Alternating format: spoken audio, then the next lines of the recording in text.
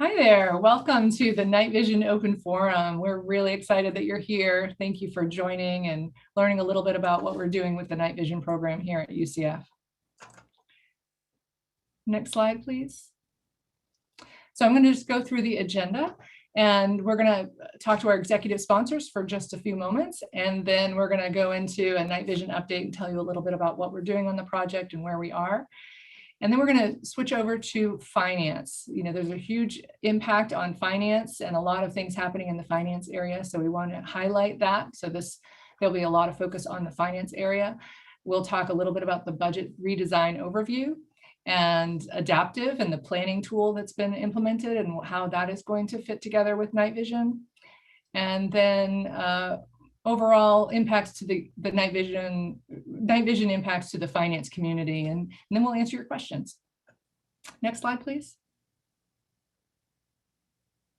All right, just some logistics here. You have a Q&A icon at the bottom of your Zoom window, and you can submit questions to the panel via the Q&A, and then you can upvote those questions. So those questions that have been upvoted the most will be asked to our panel as time permits at the end of the session. We did allow a little bit of extra time for questions today, so we're hoping to get through quite a few questions. All right, next slide, please. All right, so our executive sponsors, we have 3 executive sponsors because of the large impact of the Night Vision program. Gerald Hector, Senior Vice President of Administration and Finance and Chief Financial Officer, and Matt Hall, Vice President for Information Technology and Chief Information Officer, and then Provost Johnson, Mike Johnson, Interim Provost and Vice President for Academic Affairs. Gerald, would you like to introduce yourself? Just make sure Gerald's here. Hi, Gerald. Hi, good afternoon, everyone.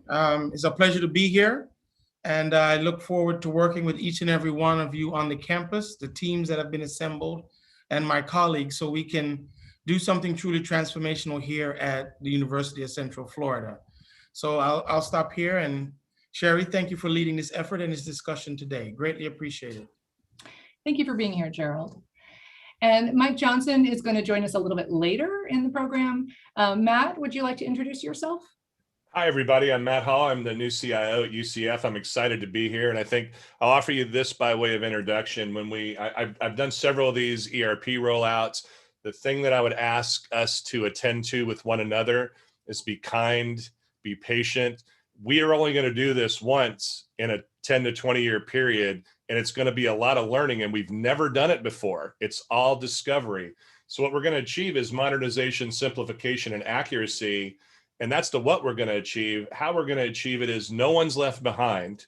We don't hinder the work that you're undertaking today. And we've got to build a new plane while we're flying the old plane. And I just got out of a conversation with Dean Barry, and her conversation was pretty lucid for me to say we need to eliminate bolt-ons.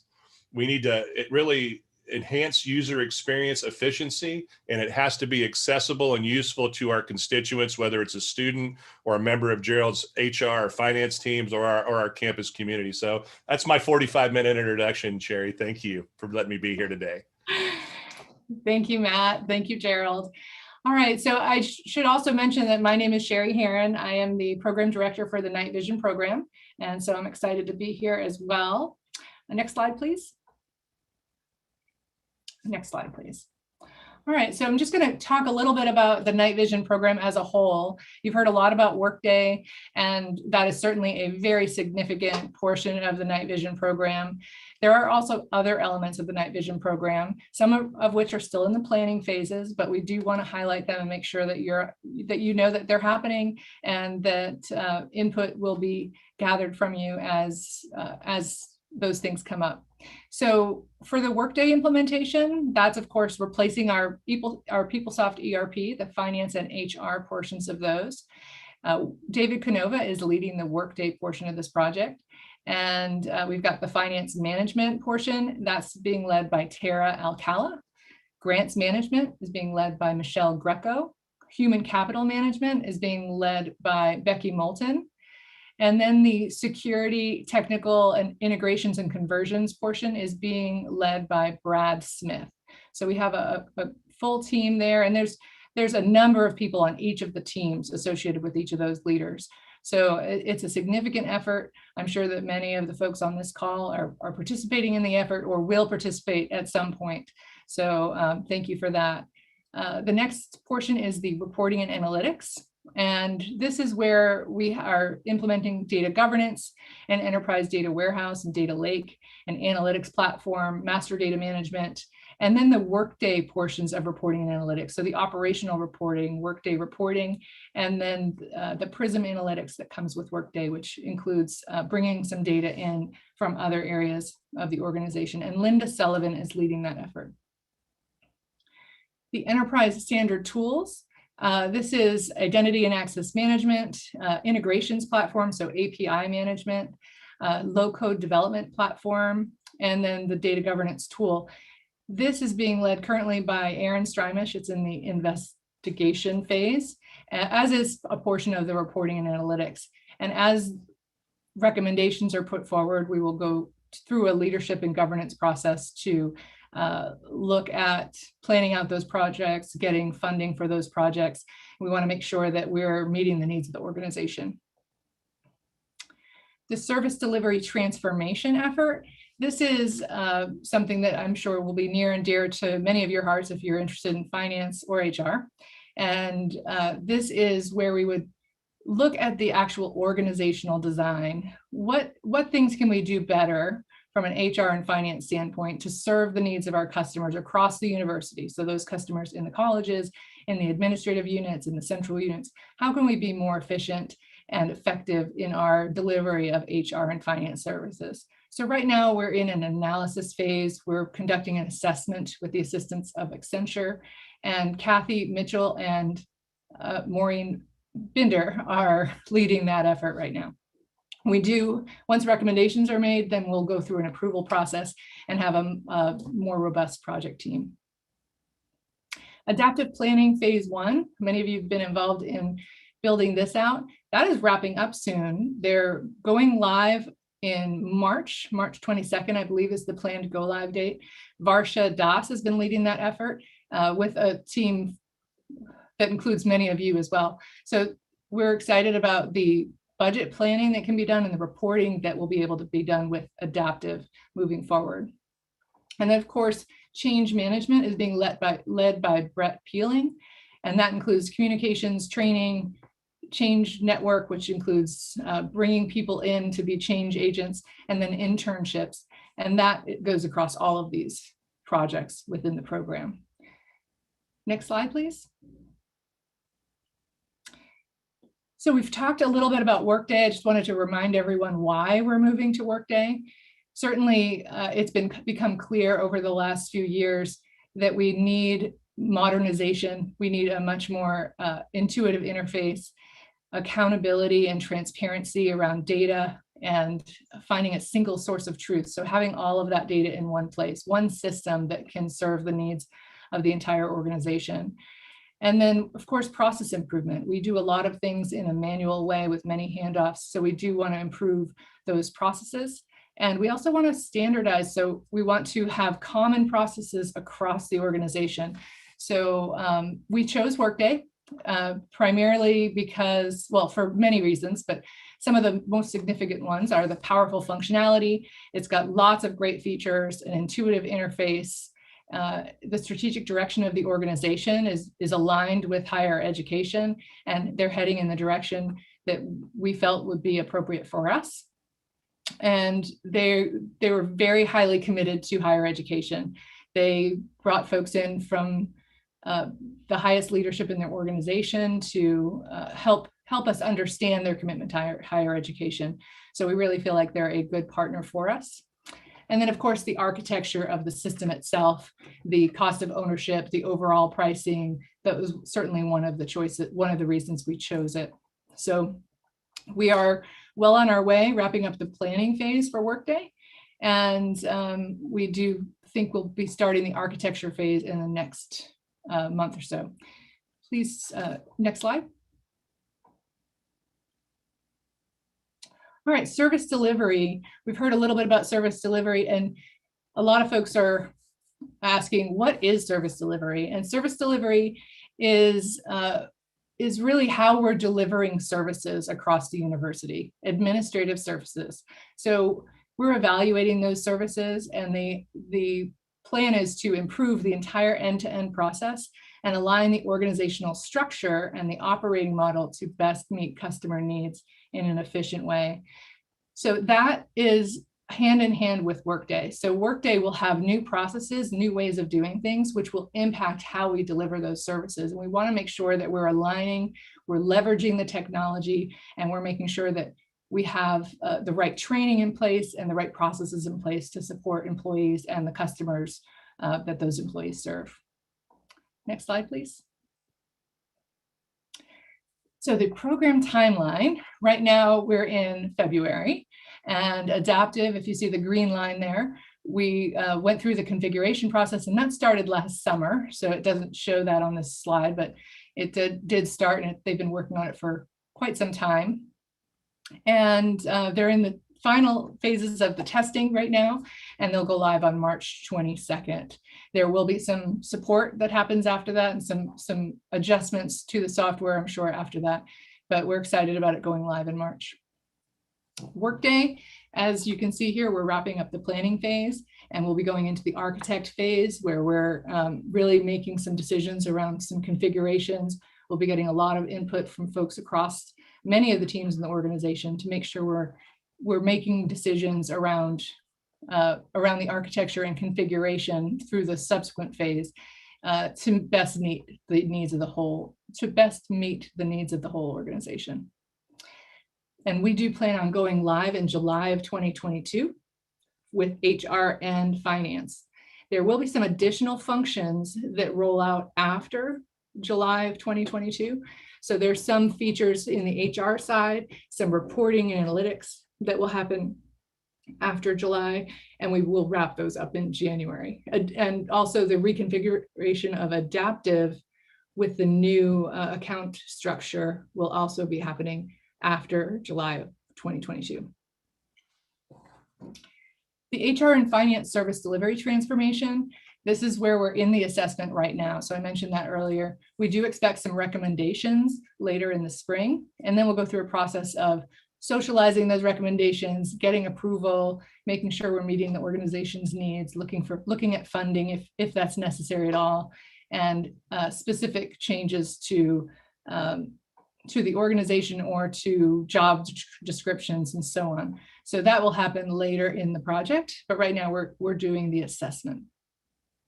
The reporting and analytics and the enterprise standard tools are both in that evaluation stage. So we do expect some proposals and some items for leaders to decide upon over the next few months. And then at the bottom, you see third-party applications. This is not necessarily a separate project, but it is a significant work stream. So I did want to just highlight it here. As we replace Workday, as we replace PeopleSoft with Workday, there are a number of custom functions that we've built out in PeopleSoft, and those custom functions will eventually go away. So we want to make sure we're supporting those functions. Many of them are critical to the university.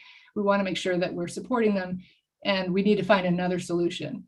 Now, these are typically non-ERP functions. So, the Workday system will replace typical ERP functions, but there are some custom software programs we've built out in PeopleSoft that aren't typically found in ERP systems. So tracking systems for keys, for example, that may not be part of a normal ERP. So that might be something we need to look at. So we're still in the very earliest phases of looking at all those applications, making sure we're not letting any of the critical functions to the university fall through the cracks. So that is just something you'll hear about in the coming months as we start that investigation and bring the appropriate parties and the owners of those systems in to discuss what the next steps and potential options are. Next slide, please. For service delivery, I just wanted to highlight, this is a short-term timeline between now and April. And I just wanted to highlight, there's a lot going on in this short period of time. We're going to conduct some interviews with some leaders in the HR and finance areas of many of the units across the organization. We're also going to survey those employees to understand the activities that they're performing, how much time it's taking, and making sure we understand who's doing what across the university. So we're not, so we have a full holistic picture of all the HR and finance activities across the organization. We really want to understand what are the pain points. So those are some of the questions we'll be asking. And we will be looking with Accenture to propose an organizational model design later in the spring and an associated implementation plan. Following that, there'll be communications and approval processes and I'm sure adjustments. So in the spring, we're going through the process to gather the information and get a recommendation. And then after that, we'll look at next steps. Next slide. All right, and in this slide, what I really wanted to highlight here is how many areas of the organization we're bringing in to just one element of our change management program. So the Campus Community Advisory Group, they had their first meeting last month or earlier this month.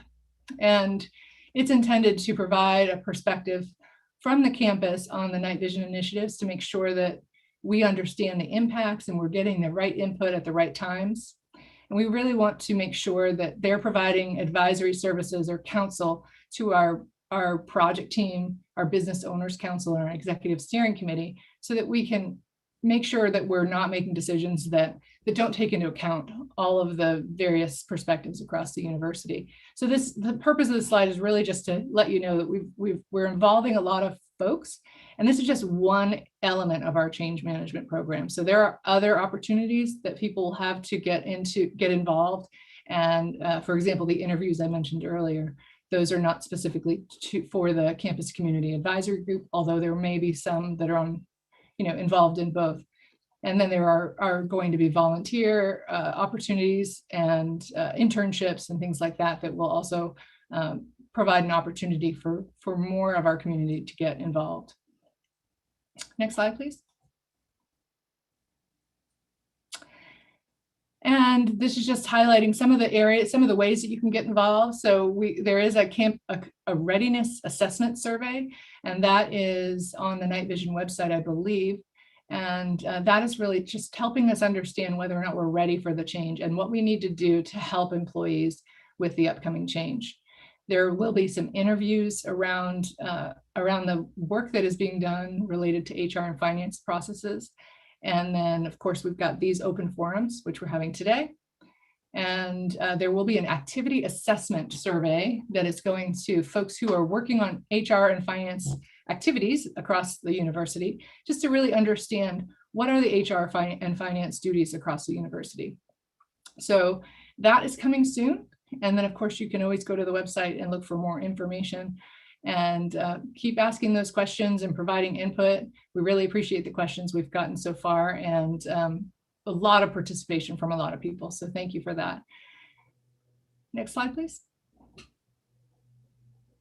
All right, so now it's time to hand this off and really focus on finance. I'm going to hand this off to Tara Alcala to take you forward and talk about finance. Thanks, Sherry. I'm Tara Alcala. I'm the Night Vision Finance Workstream lead. Thanks for joining us this afternoon. Before we get started in a lot of the details I'm going to provide you updates on, I'm going to turn it over to Gerald to say a few words. Thanks, Terry. And first and foremost, Sherry, wonderful introduction and presentation to get us started. And I'd like to share with everyone that Terry, who is leading this aspect of it, is actually doing an outstanding job thus far and gathering the teams and getting us prepared. But Night Vision and the financial service transformation, Sherry touched on it a little bit. And what we're trying to do with this project is to get us to a point where all of our financial information follows a very logical, smooth, and seamless process where the recording, summarization, and reporting of financial information is just as seamless. It is not just simply an ERP system implementation with Workday. Sherry went through a slide where she showed 5 buckets. I view Night Vision as being those 5 buckets, and all of them are mutually exclusive, but they're inextricably linked for us to have the success for this project. It is a very big project. It requires a lot of individuals participating. And one of the things I would like to stress as we get into the financial portions here is to talk through the need for collaboration, for transparency, and for all of us to ask questions and challenge ourselves throughout this process. So as Terry goes through these slides and talks through what they all mean and start weaving it together, I hope little light bulbs are going off and you're starting to think about roadblocks or bottlenecks that you have seen in our processing of our financial transactions, our policies and procedures that seem to be at odds with our financial transaction processing, everything that gets us to a point of what I call a culture of excellence around our financial management for the university. I would just ask you to keep those top of mind and put them in the chat section and the questions, and we'll try to get at them. So I'll stop here and turn it back over to Terry, and take it away, Terry. Tara. Thanks, Gerald. Appreciate it. Before I get started into my details, I'd like to turn it over to Christy Harris and Paul Jarley to share a little bit more about the budget model work.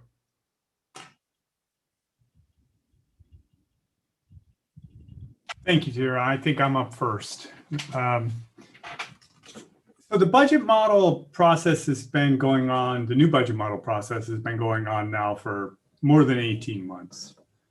And let's start with what has been our budget process for most of us. And we would call that an incremental budget plan. So in very simple terms, money would come into Milliken Hall. People would be assigned and departments would be assigned spending authority. Your goal during the year was not to exceed your spending authority. If there was some money left over, you might ask a university budget committee to allocate you a little additional money for the year, and then you would start negotiations with your boss about what your next year's budget would look like. That process, quite frankly, was not very transparent. Very few people in the university understood the budget process, how decisions were made, and whether or not they really supported our strategic objectives. So almost 2 years ago now, more than 18 months ago, a large committee was put together to talk about how it is that we could have a comprehensive view of the university's budget that would help us make better decisions about how we're spending our money going forward. And that new model is incentive-based. So it's designed to encourage people to do certain kinds of things going forward. We've heard a lot about transparency. This process will be very transparent. Everybody will get to see everybody else's budget and how they're spending their money. And it will be predictable in the sense that it will allow for more planning going forward for individual units. It recognizes where revenue is generated and encourages those units to generate more revenue. It is designed to align our strategy with our operations and to invest in strategic priorities. So in a way, I like to refer to the new budget model as plumbing. Think about it this way, okay? Money pours into the university. It used to pour into Milliken Hall. Now it pours into the 11 colleges that generate more revenue than their direct expenses. They generate all of the tuition revenue, they generate all of the research revenue, all of the endowment revenue, and we have a means of allocating state support to them. Okay? The model then shows how money flows out of those colleges to pay for all the central support unit activities that go on. And there are allocation decisions about how to do that. It also shows everyone which colleges are making money and which colleges are subsidizing other colleges. And finally, it provides a pot of money for the provost and president for strategic investments. It's important to also understand what this model does not do at the moment. It doesn't tell us whether individual units have too much money or not enough money. Doesn't speak to that at all. It has historically shown how the money has flown through the system. This year, we're in what we're going to call the parallel year. And I'm going to turn it over to my partner in crime, Christy, here to lay out how this thing is actually going to work going forward. I know for many of you who are on the call, most of you know deans don't actually know how to do anything. We just tell other people how to do it, right? We have people, and in this case, my people is Christy. So Christy, I'm going to turn it over to you. Thank you, Paul. Thank you very much. So one of the decision points of the steering committee for the budget model redesign was to put in place a transition period between the current budget model and what we call the new budget model. This approach really allowed us to focus on the durability of the new model. Plus, it gives our academic and administrative enterprises an opportunity to really prepare for go live and also prepare for the model when it's fully implemented and operational. So during fiscal year 20, much focus was dedicated to the design and the development of the model, really engaging and educating the campus community, as well as myself getting educated as to why a new resource allocation approach was needed. But I think the most important thing here was it provided an opportunity for everyone to hear from the end users in understanding some of the challenges they face in managing their budgets. So right now, we are in the parallel year, like Dean Gerald indicated, where the university continues to operate under the umbrella of the current budget model. At the same time, we have loaded prior year data into the new budget model to help illustrate and assess our financial position if we were operating according to the rules of the new budget model. So why is this process so important? Well, it gives us the opportunity to re-examine processes or identify solutions to any inaccuracies emerging in the colleges or administrative units. Plus, it allows us to scrub data and test the flow of information within the new model.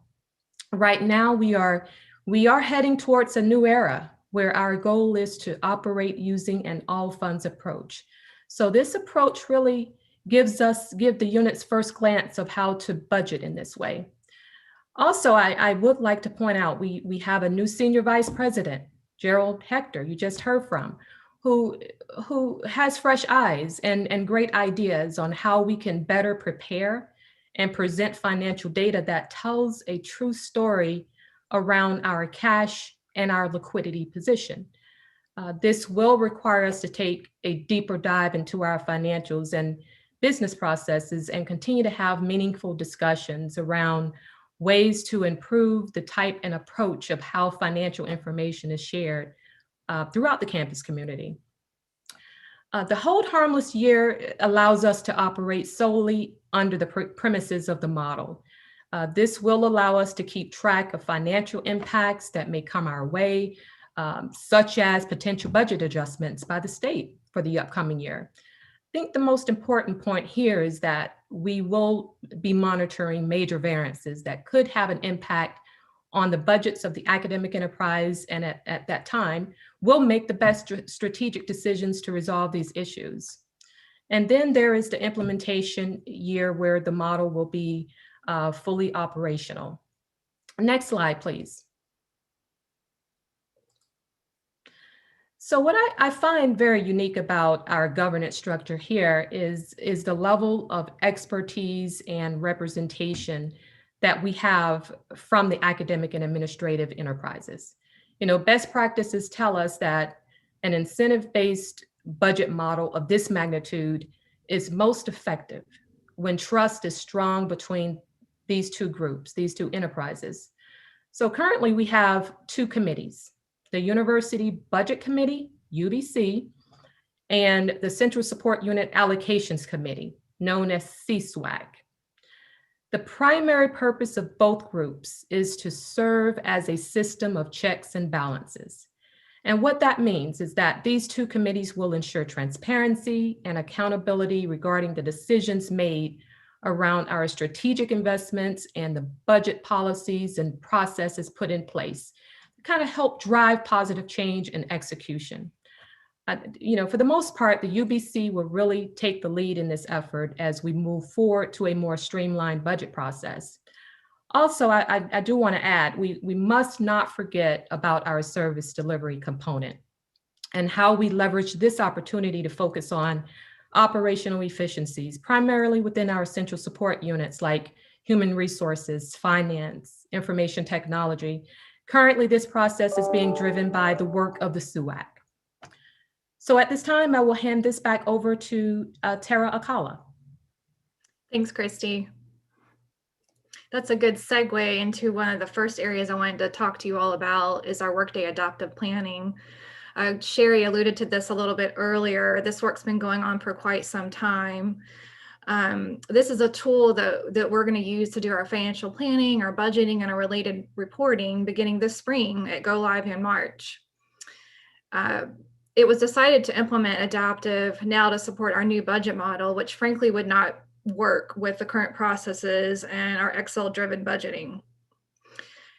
The work on adaptive began in August, and we are a month away from Go Live. One important note I want to mention, this particular phase is not the end all be all things we need for financial planning. It is just the beginning.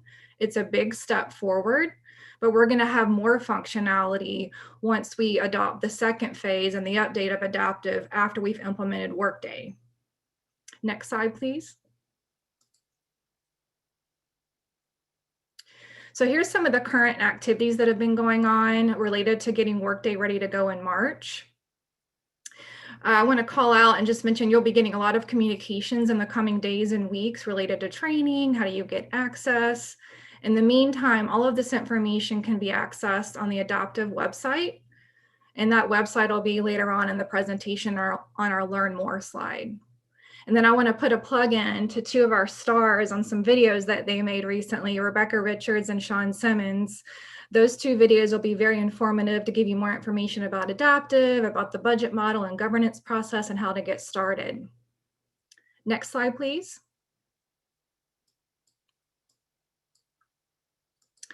So in addition to adaptive, we are also working on a lot of other activities with our Workday implementation, and I'm spotlighted a few of these here. The first one is one of the biggest ones. This is our foundation data model, and I'll discuss this in more detail in our next slide.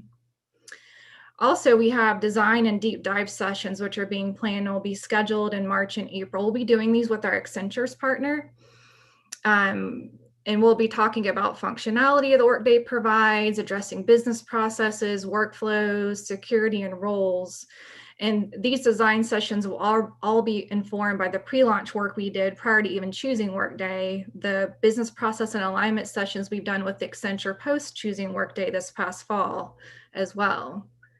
And then you'll start to be hearing a little bit about the foundation tenant build, which is the first look that we'll have with our information in Workday. That's being built today with HR information, finance information will be added in a little bit as well. And this tenant build will help us during our design sessions to actually see what Workday looks like and how we can design it. And then these tenants will evolve as we get forward and move through the configuration phase, et cetera.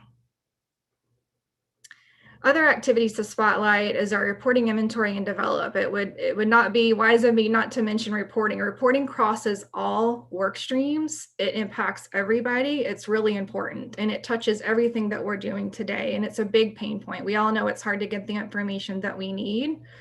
The reporting inventory work has been going on before we started working on Workday. It's something I've been heavily involved in with Linda Sullivan and others. It crosses all work streams. We've been developing this inventory for a while, and it's evolving. We'll be working closely with our key stakeholders across campus to talk about those reports further in various sessions. And then we'll be developing those reports within Workday, and then we'll be considering other tools that are needed for reports that we may not be able to get from Workday. So more to come with that in future forums. And then, of course, we have lots of training that we're doing now. The night vision team specifically are trying to get tooled up so we understand how Workday works to help us design and set up the structure that's best for UCF. And then finally, we're going to have customer confirmation sessions once we get through design and come up with the protocol and a prototype of all the different areas in Workday. We want to take this out to the stakeholder community and get feedback and see, how is this going to work? What kinds of adjustments do we need to make? And that'll come around summer. And then finally, I have here a couple mantras at the bottom of the slide. These things have been forming over time with some of us working closely together. It's just something I want everyone to keep in mind when we're all thinking about night vision and this opportunity for change, is we want to make sure we're using Workday. So Workday first. Let's think about what functionality it can provide, and let's focus on Workday. And then Becky Moulton, I'm giving her credit for this great mantra that she created herself, and I asked her permission to use this today, and I'm hoping we'll see this again. But why not Workday? When people might be opposed to changing the way they do things, let's think about, why would we not just use Workday the way it's intended? We can change our business process. Next slide, please. So I have a slide dedicated just to the foundation data model because it's so important. We just began this work with the Workday foundation data model here this month. But first of all, the terminology is a little unusual. It's something that's specific to Workday.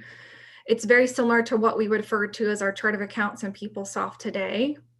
So just get familiar with that term. When you hear FDM, it's synonymous with chart of accounts. It's inclusive of things like cost centers, funds, general ledger accounts, projects, grants, gifts, programs, and other custom work tags that we know we're going to have to create that's particular to UCF's business. It's informed, this model is going to be informed by all the work that we've done before. So don't fret that we spent all this time a couple of years ago on redesigning our chart of account and then we had to halt that. That was a really big step forward, and we're starting from that redesign work. And of course, that redesign work, along with all the things that we learned more recently with our pre-launch activities and then our BPA sessions with Accenture, we're taking all that information and seeing how that falls out into the Workday functionality and where we might have gaps and need to address things. So all that work is going to be feeding the design of our chart of accounts. We've been looking at other institutions and what things that they're doing, how they set it up. Could their setup benefit us? That's a resource we're leaning on as well. And then once we have this preliminary design, this prototype design of our FDM model ready, we'll be going out on a roadshow and sharing what this model looks like, sharing the values to all the departments and our DSOs included to solicit for feedback. And then we'll take that feedback and adjust the model as need be. It's a very iterative process, and it's not something that's just done in February, March, and then we're done. It really evolves over time, especially as we learn information, as we get to learn more about the functionality with our design sessions. Next slide, please. So all of this work that I've mentioned and that you could see that Sherry alluded to at the beginning of the presentation is going to take a strong team. Today, I'm spotlighting the finance team, and I'm very proud of this team. We're almost staffed. We've got a few TBDs, hoping to get those solidified in the next week or so. But I'm excited that these folks are coming on board. They'll be transitioning here this month, doing training, kind of jumping into a lot of the tasks we already have assigned to us with Accenture helping us. And I wanted to mention, feel free to reach out to any of us, myself, any of the team members here, to get information about any of these areas. We're always here to listen and always here to get your questions answered. Next slide, please. So this slide is a great resource slide. I think a lot of people might be wondering, well, what do I do now? Like, there's all this stuff going on, but I don't feel like I'm totally involved, or maybe I can do some reading or do some research on my own. So here's a few things you can do. I mentioned these videos before. There's links to these videos here on the slide, one about the budget model, one about getting started with adaptive. There's some web courses that are finance specific that are forthcoming. And then the best place to get any of the information, kind of the good starting point, are these 3 websites. Definitely refer to these. These are updated all the time. For all the information that you can get your hands on. It'll all be right here on the website. And of course, like I said, you all can feel free to reach out to myself or any of the team members, or send a note to the Night Vision email. All right. I think with that, I'll turn it over for some questions. Robin?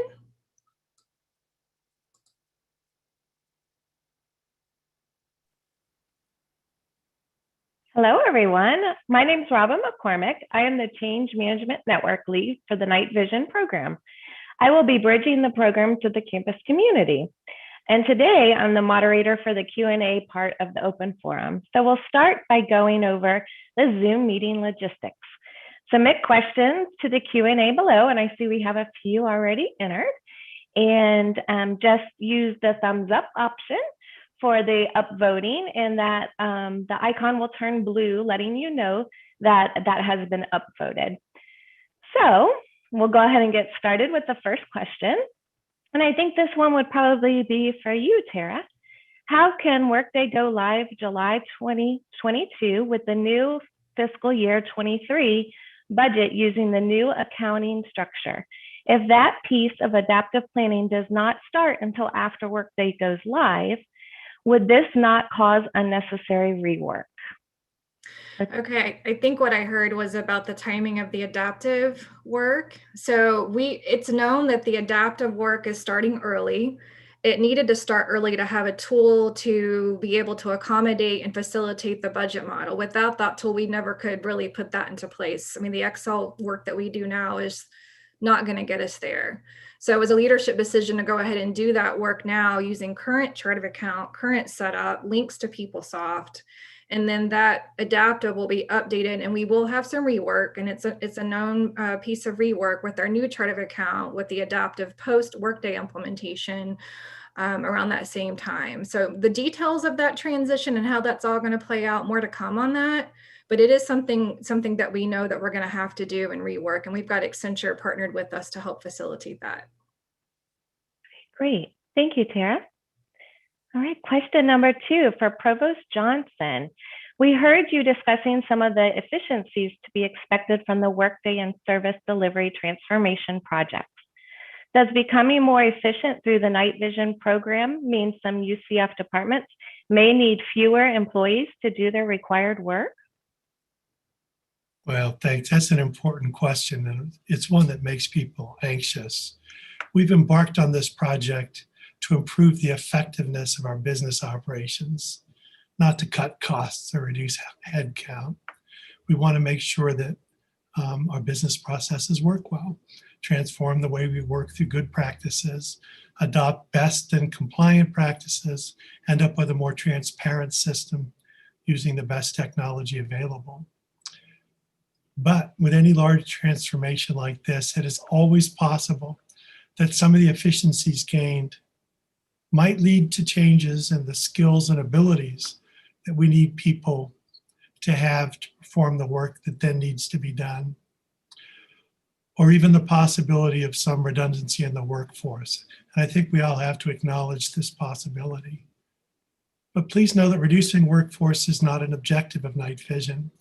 And because it's not an objective, it's actually hard to predict what the impact might be to any particular individual or individuals. I can say with considerable confidence that any impacts won't be immediate, nor will changes occur all at once. Any changes that happen will occur over time as we settle into a new way of working and adjust offices and the way we do our jobs. What I can also predict with considerable confidence is that Night Vision is going to have a positive impact on those of us who work at UCF. Our work will be more efficient and more effective, less irritating, as we switch to technology systems, make changes to business processes, as we make sure that people have the tools they need to do their jobs well without a whole lot of duplication. And in truth, in my view, I really do think that this gives all of us a great deal to be excited about UCF going forward. Great, thank you, Provost Johnson. All right, question number 3 for Gerald Hector. Given the economic climate, why are we moving forward with this costly effort?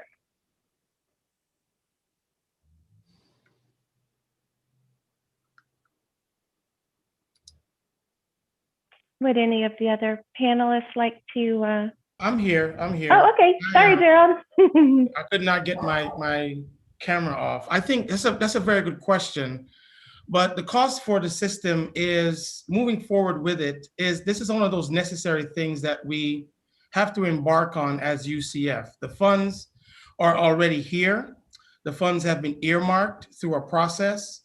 And quite frankly, embarking on this in the long term will bring greater efficiencies, and one can say bring better financial management to the institution. So if you look at some of the opportunity costs and things that we have overlooked in the past, one can say this will more than pay for itself over time through greater efficiencies. But we cannot, in my humble estimation, being here just 6 weeks and doing several deep dives and knowing what I know from other institutions, it's very difficult to justify continuing to operate the way we currently are. We have a lot of siloed processes. A number of our processes are manual. A number of our processes does not bring forth the type of efficiency, even down to basic reports that we need to operate the institution. So that's something that we are going to have to look at. And there's never going to be a good time to start one of these projects. But I can say, having just been onboarded and starting my time here, we have to get some of our baseline foundational processes and systems solidified such that as we reach for the stars on more lofty goals, the foundation is solid on which we can build. So from that perspective, I think this is the right time, and Workday is the right product given my experiences with it elsewhere and also discussing it with peers over time. I hope that was helpful to respond to the question. I think it was. Thank you. Robin, this is Matt. I want to add to that. You know, one of the things, the principles we have is modernization. To Gerald's point, is we have a lot of different ways of doing things. So Becky was telling me in athletics today that we're using Great Plains. And you could repeat that variations, as Gerald points out, there's a lot of different ways we're doing things. So we're modernizing and we're simplifying. So when we modernize the app, we're also reducing expenses at the edges. So it's not just a big investment happening at the top. We're taking things away from and decommissioning and reducing complexity. So there's an economic benefit and there's an operation efficiency benefit to that simplification activity as well as the broader picture. So it's not just some mass effort at the center economically, but there's benefits that accrue at the edges as well. Great. Thank you, Matt and Gerald. All right, question number 4. I think this one would be for Maureen. How were members selected for the Campus Community Advisory Group? I volunteered, but did not get selected. Why did you only select leadership?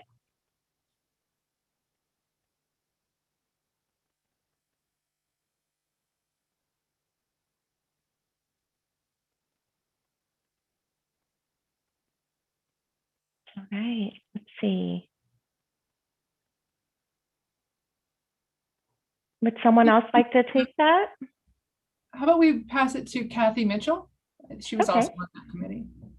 Okay, great. Kathy? Hi, we didn't just select leadership. There are members from, all swaths of the community. We tried to have a nice cross section across colleges and administrative units. We wanted leadership and boots on the ground. So there is sort of a cross section so that we get, a good sample of input from everybody. Great, thank you.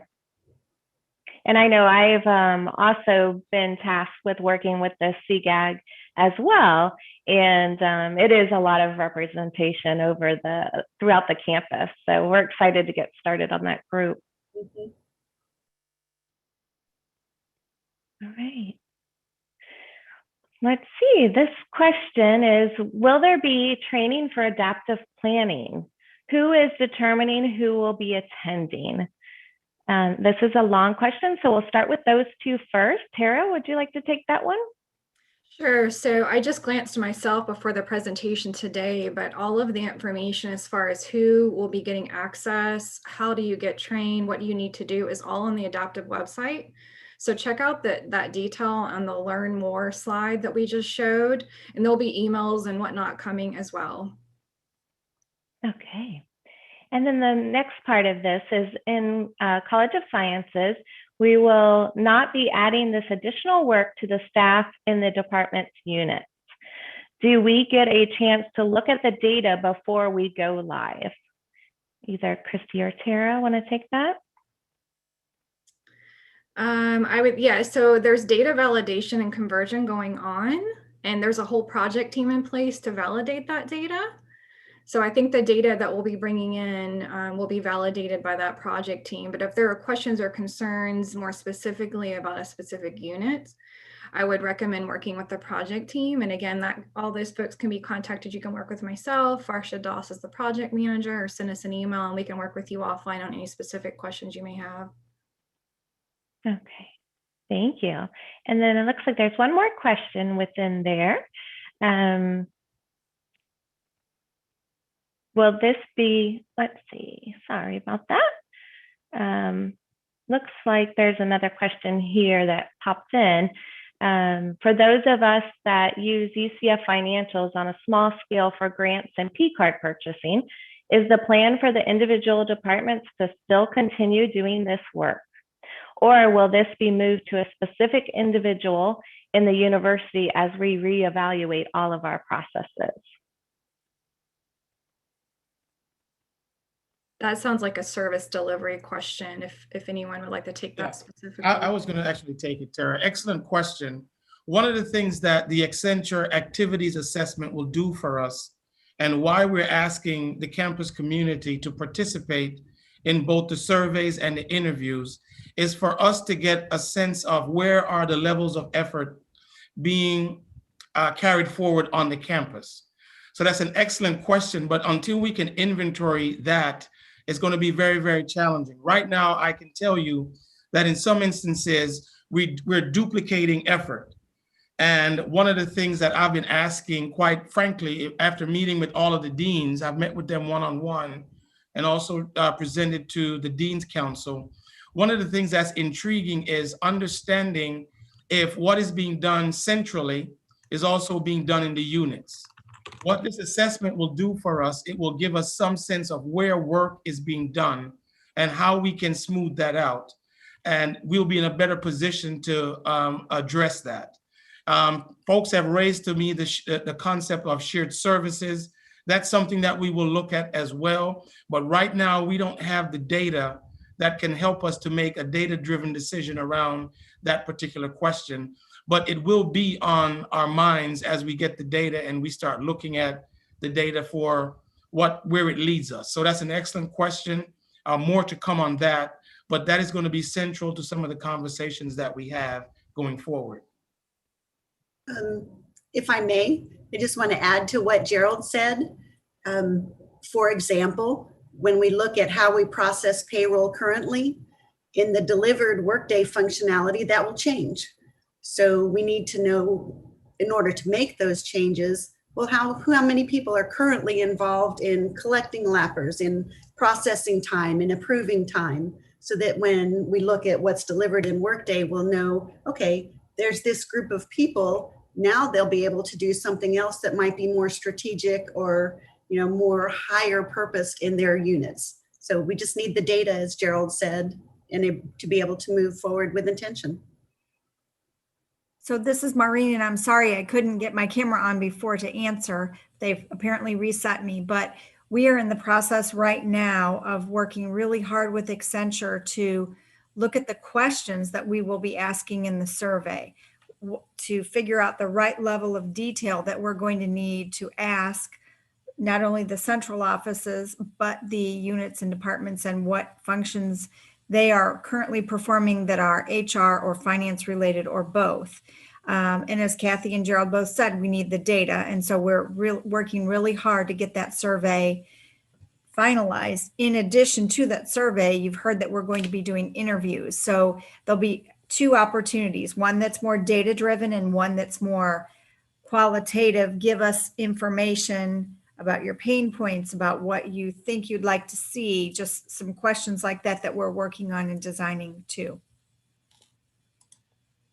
Oops. Great, thank you. Great, I think this question's for Paul Jarley or Christy. Why not to fund some departments that don't have carry forward and pay bonuses to our outstanding OPS staff?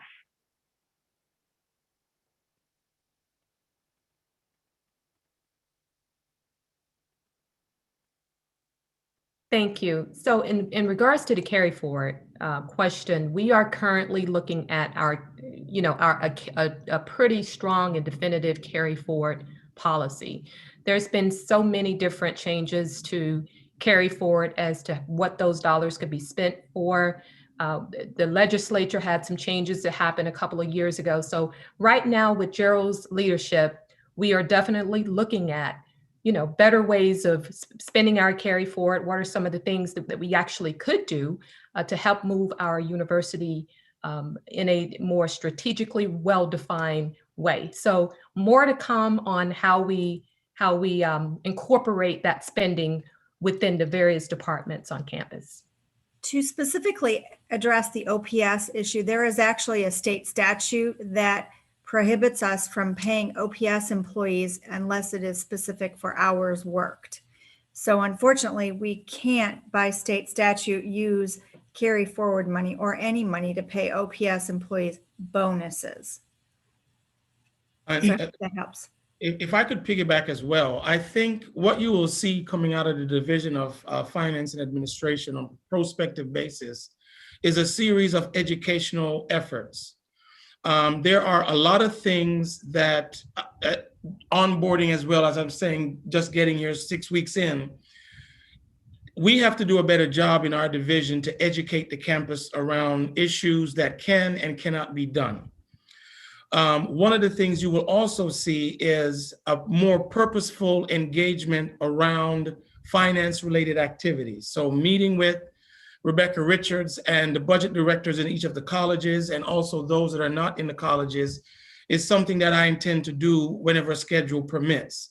What we're trying to do is to make this very complex and sometimes opaque sense of what are the finances of the university, to make it a little bit more transparent, because we are indeed a public institution, but at the same time, there are nuances based on state law that do not allow us to do certain things that if you were at a private institution, you could automatically do.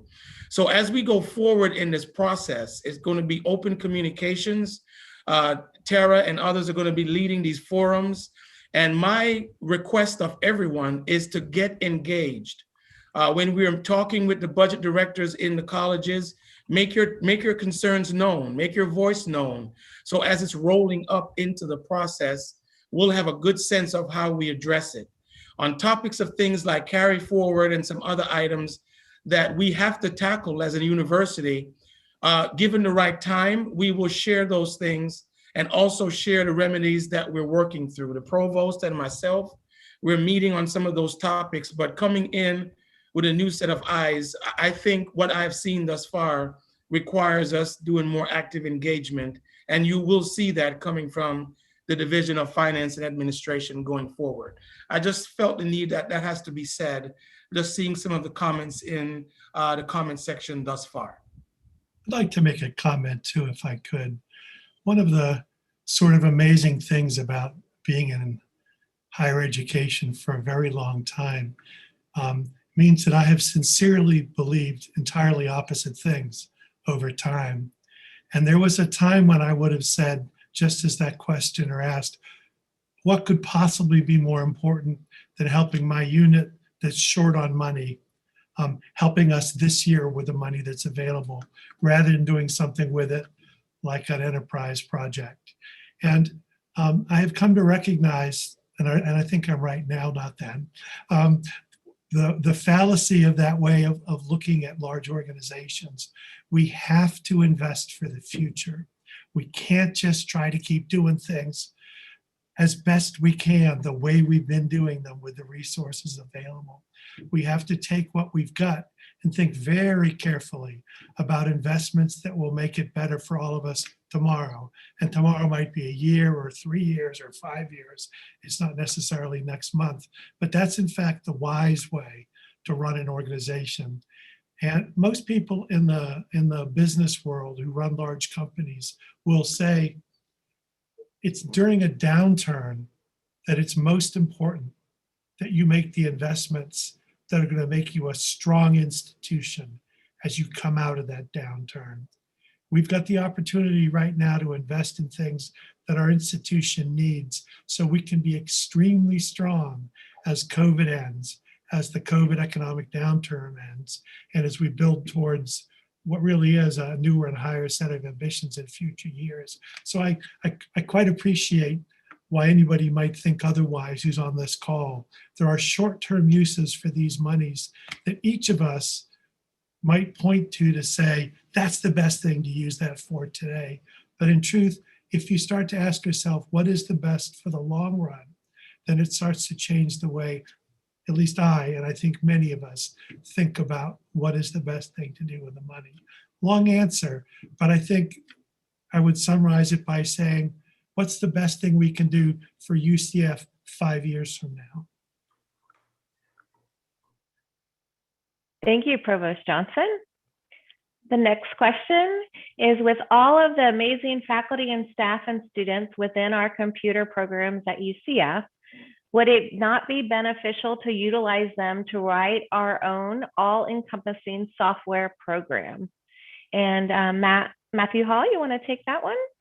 Happy to take that one. That's a classic question. You know, there's tools like Kuali and other open source frameworks that people have invested in over time.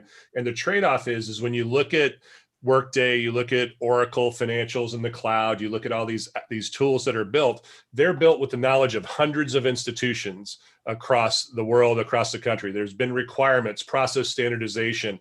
There are certain processes that confer no differentiating value when you build them yourselves. So by building them ourselves, we put an immense risk in the labor. You know, CS labor, app dev labor, you're competing with Amazon, you're competing with these large corporations for this type of labor, and it's an immense risk. So we take and transfer that risk to a third party, in this case, Workday, and where we spend our precious energy is the customization and the configuration of Workday to meet our particular unique needs in the state of Florida, in Orlando at UCF. So it's very important that we differentiate that.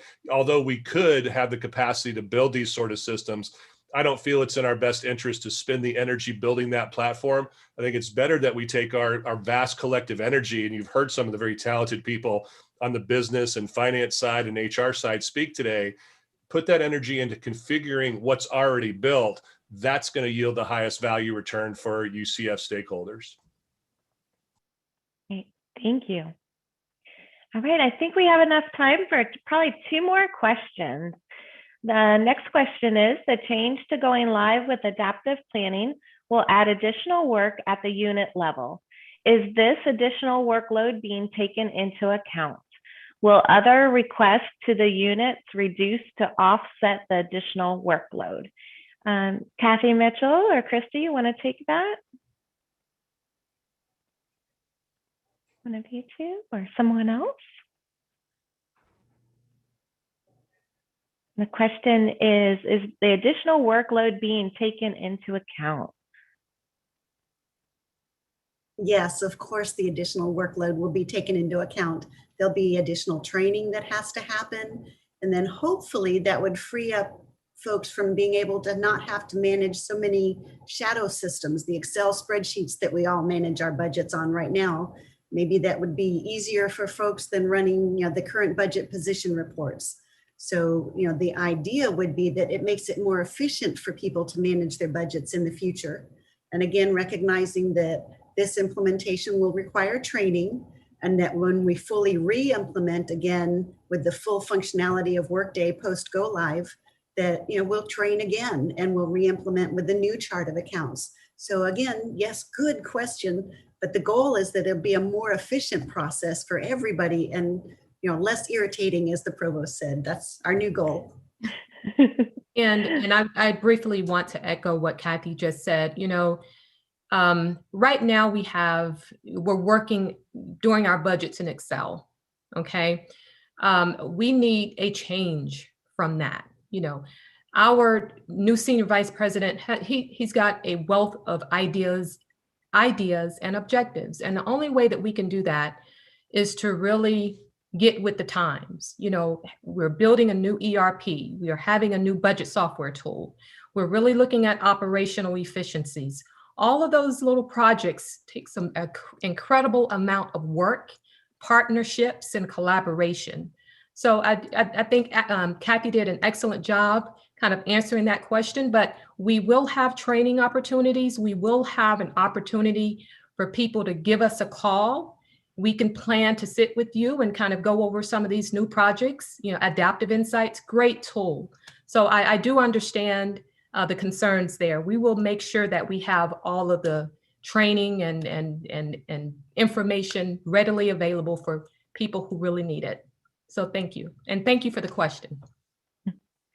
Thank you. All right, this is the last question, and I think it will be for Provost Johnson. We need to make investments in working more efficiently in times of economic downturn. However, how can we invest in our people as well? That's a good question, and I don't think there's a single answer. In the context of night vision, all right, I'm going to say something that's going to sound slightly cynical. Let's please not mess it up the way we did PeopleSoft, okay? When we rolled out PeopleSoft, our ostensible training was really quite poor.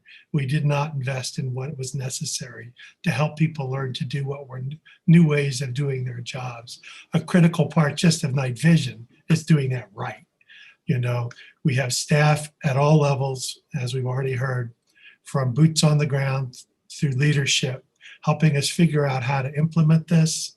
It's just as important to think very carefully about how to train the many people whose jobs are going to change. And that is a form of investment. I suspect the question actually was talking about something more directly about investment, which is, you know, pay and salaries if we're going to spend money on night vision. And I will say that that is a great goal of the whole leadership, is that we are able to keep our salaries for our staff at a good and competitive level compared to our region. And just please remember, if each time you think about spending money on PeopleSoft, Workday, night vision, instead of a raise, please remember the difference between recurring money and non-recurring money. We were able to do something this year as a bonus using non-recurring money. We have to build sources of recurring money to improve our overall salaries. And I would describe it as a great goal of the institution to make sure that our staff salaries at all levels are indeed competitive. So there's investment in people, which is skills, which is financial, which is having a culture and an environment in which people want to come to work every day. Probably if I shut up, Maureen would have more. But I will say these are several of the critical things which I include in the investment in our people. Provost Johnson, I think you did a wonderful job. I'm going to pull you into HR and you can work with me all the time. Most kind. All right, it does seem like we have enough time for one more question, and this one's going to be for Mike Sink. With the moving to Workday, there was initiation and previous projects like Page Up for HR needs. After implementation and much time, effort, and money from the university, it was discovered that Page Up would not work for UCF. How do we know that this project will not be similar waste of resources? Well, one of the things when we were looking at and planning this effort, we talked to a lot of other universities that have gone before us and had selected both Oracle and Workday. And so I would say we would be at higher risk if we were one of the first universities going live with this product. But given that we're following in the footsteps of many successful projects like ours, particularly with HR and finance, I would say we're in good company right now with selecting Workday. There are also 2 other state schools. We're not exactly like them, but Florida Gulf Coast and FAU have both gone live with Workday prior. And so we have good templates in place that we're using. But I think the key to this as well is we have to involve the campus community. And that's going to be critical. We're starting to do that now with building that campus community group. So as we go through conference room pilots and we look at the way that we're configuring Workday, we're going to be bouncing that off of the campus to make sure that what we're going to be putting in place is effective. So there are a lot of things that we're doing in the planning stages and when we go through the configuration stages to make sure that what we're putting in place is we're not just making the decisions at an executive level or even at a director level. We're going to be taking that out to the folks that are actually going to be doing those jobs on a daily basis to make sure that we're making the right decisions going forward. I would like to address the page up piece. Page up does do a lot more for us than People Admin did, the system that we used prior to page up. And People Admin was going away. The support for People Admin and their keeping up with their versions was not working, and their support was going away as a company. So we had to make a decision to move. We investigated a number of programs and we chose page up. What we didn't know when we chose page up is that on the back end, it does create more work, mostly for the central office. The external facing page up pieces are much, much better than we had in People Admin. But as soon as we started talking about an ERP, me and my staff were very excited about the prospect of bringing it all together and using one system, because right now PageUp has to talk to PeopleSoft and it is not the smoothest process. So I think we've learned a lot with PageUp, and we know what's good, we know what's bad, we know what's ugly, we know what our pain points are, and we are excited to be able to move the talent acquisition aspects and the onboarding aspects into Workday, because it'll all be integrated, the processes will be smoother, more efficient, and again, the elimination of some manual or workaround processes. Thank you, Maureen and Provost Johnson. It looks like we're at time, so I wanted to say thank you and for your participation. If we did not get to your question, we will be answering them after the forum is over, and we'll post them on the Night Vision website. So thank you again for your participation. Sherry Heron, do you have any closing remarks? Thank you so much for moderating, Robin. We really appreciate that. And we really appreciate the great questions and all the participation from our panelists. I think we got some really great answers as well. And as Robin indicated, we will answer any remaining questions or subsequent questions through the website, or if you want to email nightvision@ucf.edu. We do monitor that mailbox and can answer questions there as well. And as you can see on your screen, we do have a website where there is information, and we are updating that periodically with new frequently asked questions and additional information about the team and the progress of the project. So thank you again for all of your time and for your participation and for all of your hard work on the project. I know many of you are working on the project or will be working on the project or will be involved or will be testing or be training. I think it will impact everyone at some point. So thank you again for your time. Thank you to the finance folks for helping with us to spotlight finance today. We appreciate that. And we look forward to the next time we can meet. Have a great afternoon. Thank you all. Bye, everyone. Bye, everyone. Good meeting.